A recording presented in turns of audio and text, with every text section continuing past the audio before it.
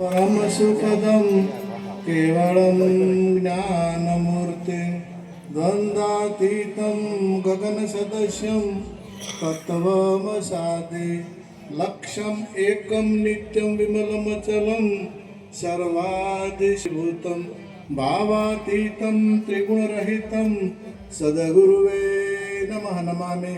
सद्गुरु महाराजनो जय। सद्गुरु सदाराम बापानो जय। सनातन धर्मनो जय। धन्यवाद। આજે ભક્તરાજ શ્રી ભૂપતસિંહ તથા તેમના પરિવારજનોએ મળી અને જેમ નિમિત્તે આ સુંદર જ્ઞાન યજ્ઞનું આયોજન કર્યું અને એમણે વ્યાસપીઠ ઉપર જે પધારેલા સંત મહાપુરુષોની પધરામણી કરી, સર્વે સંતોને મારા જય ગુરુ મહારાજ, સભાને પણ જય ગુરુ મહારાજ, એમને ધન્યવાદ આપો અને તાળીઓથી એક વખત વધાવો બધા ભૂપતસિંહને. જેમ એટલે શું? આપણે શા માટે આ જેમનો ઉત્સવ ઉજવ્યો? અને જેમ આજથી નહીં પણ વર્ષોથી આપણે ઢૂંઢ કહીએ છીએ, એ વર્ષોથી આ એક નિમિત્ત છે. આપણા શાસ્ત્રોમાં 16 સંસ્કારોનું વર્ણન છે. 16 સંસ્કારોનું વર્ણન છે, એમાંનો એક આ સંસ્કાર છે. આપણે પહેલાં તો બધા કપડાં લઈને આવતા, અત્યારે કપડાં લઈને આવે કોઈ પૈસા લે. એટલે એનો કહેવાનો ભાવ એ છે કે તમે એને સંસ્કાર, એને આટલે કેવું બોલવું, કેવું ખાવું, કેવો બેહારવો, કેવો લઈ જાઓ, કઈ જગ્યાએ એને બેહારશો તો એના સંસ્કારો આવશે, કઈ જગ્યાએ તમે એને એમ કે શું ખવડાવશો તો શુદ્ધ વિચારો આવશે, સારા વિચારો આવશે. આપણે શ્રીમંતનો એક સંસ્કાર હોય છે, એટલેથી સંસ્કાર શરૂ થાય. શ્રીમંત એટલે ખોળો ભરાવો દેશી ભાષામાં, એ પણ એક સંસ્કાર છે. એટલેથી જે બેન હોય એ બેનને ક્યાં બેહવું, ક્યાં જવું, શું અભળવું, શાસ્ત્રોની વાતો અભળી, ગ્રંથોની વાતો અભળી, સંતોના દર્શન કરવા, કદાચ બીજે કોઈ ના મળે તો મંદિરમાં જઈને બેહવું. આ સંસ્કારો માટેનો આજે આપણા આજે નિયમો છે, જે અમુક રિવાજો છે, એ રિવાજો નથી. આપણને રિવાજમાં કાઢી નાખવાના નથી, એ સંસ્કારો માટે છે. હવે આ બાળકોને આપણે અત્યારથી સંસ્કાર આપીએ તો એ મોટું થાય તારે સંસ્કારી. પણ પહેલેથી જ આપણે કદાચ ઘરમાં ગાલીની કોઈ જગ્યાએ સ્કૂલ નહીં હોતી તો એ નહીં શીખી જતા. કહું તમે વાવર લે શીલ હાથે ઉગે, એમ આ તમે જે શીખવાડવું હોય એ નથી શીખતા. જે 20 વર્ષ, તમે કેટલાય 20 વર્ષ સુધી બાળક ભણે, 25 ગણા તો 30 વર્ષ સુધી ભણે છે.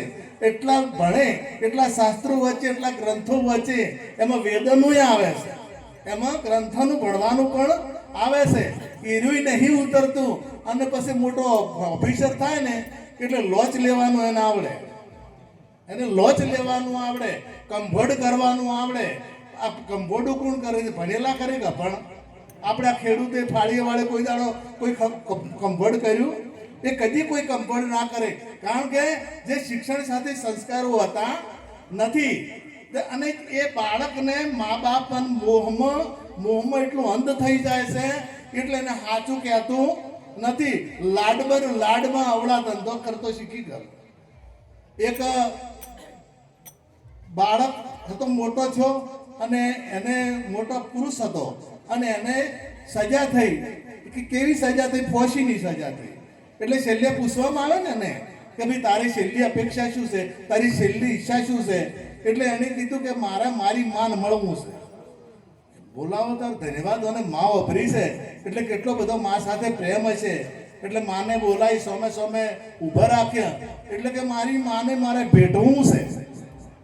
તો કે ધન્યવાદ. એની માને એને ભેટવું છે એટલે એને ખુલ્લો કરી અને ભેટવાની અનુમતિ આપીને દોડી અને બાત કરી અને નાકે બટકું ભર્યું, નાક તોડી નાખ્યું. કારણ કે તું આવી રીતે ભેટવું હતું, તારી માનું નાક કેમ તોડ્યું? પૂછું કે આ કેમ કર્યું? તે કે આ ફોસી લાવવાનું કારણ મારી મા છે. આ ફોસી આવ્યું હોય ને તો મારી માના કારણે છે. તમે જુઓ, ધૃતરાષ્ટ્રે ખબર હતી, ધૃતરાષ્ટ્રમાં મોહમાં અંધ હતા, તો હોય 99 છોકરાનું પતન કરાવનાર ધૃતરાષ્ટ્ર. કેમ કે સાચું કીધું ખબર નથી કે અવળા જાય છે, દુર્યોધન ઊંધો જાય છે, આ બધા દુશાસન અવળો છે. બધાને ખબર હતી ધૃતરાષ્ટ્રને, પણ મોહમાં અંધ હતા એટલે ઊંધું કરે તો સારું લાગતું હતું. એને અર્જુનનો જ લેખ દેખાય, ધર્મરાજાનો જ વખ દેખાય, ટૂંકમાં પાંચ પાંડવોનો વખ દેખાય, પણ દુર્યોધનનો વખ દેખાય નહીં. એમ આપણું બાળક અવળું કરતું હોય તો આપણા બાળકની ભૂલ આપણને દેખાતી અને હોમે વાળાની ભૂલ દેખાય. આપણો છોકરો ભૂલ કરે તો આપણા છોકરાની ભૂલ ના દેખાય કે ના મારો એવો છોકરો, પણ આપણાની જો કદાચ તમારે એને શિક્ષિત બનાવવું હોય, એને સંસ્કારી બનાવવું હોય તો એને આપણી ભૂલ જોવાની, બીજાની નહીં જોવાની. પેલી માને બટકું ભરેલું પૂછું કે મારી માં મને આ ફોસીના મોચડે લઈ જનાર છે, કારણ કે હું ભણવા ગયો એટલે મેં એક દાડો એક વિદ્યાર્થીના પેલા દફતરમાંથી સ્લેટ પેન લઈને મારી માને બતાડી કે સારું કર્યું બેટા હો. એટલે પછી મેં થોડે વધારે શરૂ કર્યું. એટલે મેં એક દાડો એક રૂપિયો લાવ્યો એટલે મારી માએ મને શાબાશી આલી કે સારું કર્યું તે. અને પછી મેં ચાલુ કર્યું, મોટો છો એટલે પછી ચોરીઓ કરવાનું જ કામ ચાલુ કર્યું. અને ચોરી કરતા એક દાડો ઘરમાં ફસાઈ ગયો. મારા પાસે સરી હતી અને બચવા માટે મેં પેલાને છોડી પડી અને એ મરી ગયો અને આજ મને ફોસી થઈ. જો એ દાડે મારી માએ મને લાફો માર્યો હોત ને તો હું આ ફોસી મને મળોત નહીં. એટલે આપણા હાથમાં છે સંસ્કારો સાથેનું. આપણે બધા કહીએ છીએ કે શિક્ષણ આપો, પરંતુ શિક્ષણ સાથે સંસ્કારો નહીં હોય તો મોટા ભણેલા તેમાં કમ્ફર્ટ બીજું કોઈ કરતા નથી. એટલે આપણા જે રિવાજો છે એ રિવાજો નહીં, એ સંસ્કારો માટેનું છે. આપણે જે શ્રીમંતનો રિવાજ આવે, શ્રીમંત ઘોડો ભરવાનું, તો એટલેથી એ માતાને કોઈની નિંદા ના સંભળાય.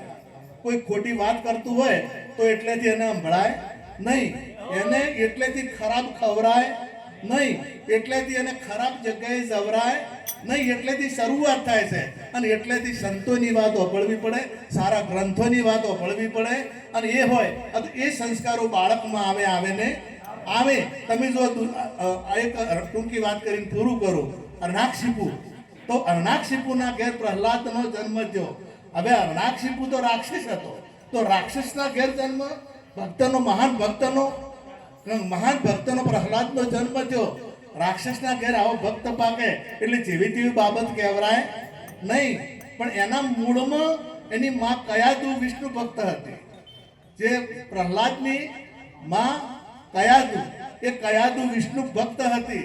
આ તપ કરવા જો નારદજી પક્ષી રૂપે ત્યાં જઈ અને વિષ્ણુનું નામ નારાયણ શરૂ કરે, તપસ્યા કરવા હિરણાક્ષિપુ ગયો.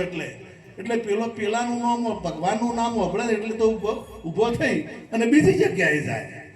ફરી પાછો અહીંયા જાય અને ફરી નારદજી પેલું ચાલુ કરે નારાયણ. ફરી પાછો કાં તો મારા દુશ્મનનું નામ લેવું, મારા અહીંયા રહેવરાય નહીં. ત્યાંથી આ ઘેર આવતો રહ્યો, તપસ્યા થઈ નહીં. એટલે કયાદુજીએ પૂછ્યું કે તમે કેમ પાછા આવ્યા? કે મારા દુશ્મનનું નામ લેવરાતું હતું. કે કેવી રીતના લેવરાતું હતું? તે પેલાને શરૂ કર્યું મહારાજ કે નારાયણ. ફરી કયાદુ હોશિયાર હતા કે આ નારાયણનું નામ ભલે અને ગમે તે રીતે આવ્યું, પણ નારાયણનું નામ મોઢે આવ્યું છે.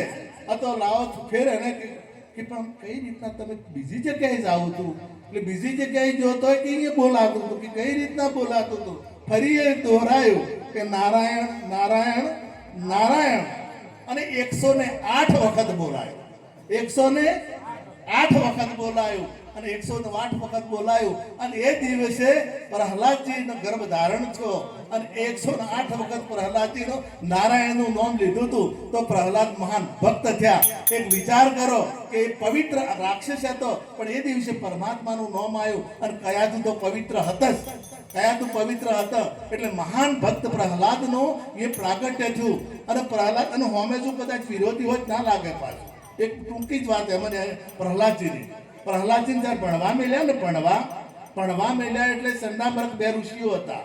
એ બેને ખબર રાખવા મૂક્યા કે આર્યો ભગવાનનું નામ લે નહીં, નારાયણનું નામ લે નહીં. એટલે આ હવે આગા પાછા થયા અને પ્રહલાદજી ચાલુ કરાયું. બધા છોકરાને નારાયણ બોલવાનું ચાલુ કર્યું. એટલે સંડામરક દોડીને આવ્યા કે પકડો, હાથ પકડો, બંધ કરાવો. હવે હાથ પકડતા પેલા સંડામરકે ચાલુ થઈ ગયા નારાયણ. ચોકિયા તું દોડી દોડીને આયા કે આપણે આપણી પત્ર ફાડી જાહે ચોકિયા તો હાથ ચાલ્યા પેલાના પ્રહલાદજીને પકડ્યા પણ કરંટ લાગ્યો નારાયણ નારાયણ નારાયણ ચાલુ થઈ ગયું એમ થતા થતા મંત્રી આવ્યા પ્રધાનમંત્રી આવ્યા તો પ્રધાનમંત્રીએ નારાયણ નારાયણ નારાયણ ચાલુ થઈ ગયા કે કોક કરીને બંધ કરાવો ને કે રણાકંસ આવશે તો આપણને બધાને મારી નાખશે રણાકંસને સમાચાર મળ્યા અને રણાકંસ દોડીને આવ્યો રણાકંસ આવ્યો એને હાથ ચાલ્યો પણ એને કનેક્શન લાગ્યું પેલા બધાને લાગ્યું પણ એને આ રોમ નોમનું નારાયણના નોમનું કનેક્શન લાગ્યું એટલે એ વૃત્તિ ના હોય એને કોઈ દાડો કનેક્શન લાગશે નહીં અને બીજાને અડીસે આટલું કઈ મારી વાળાને વિરામ આપું સદગુરુ કૃષ્ણ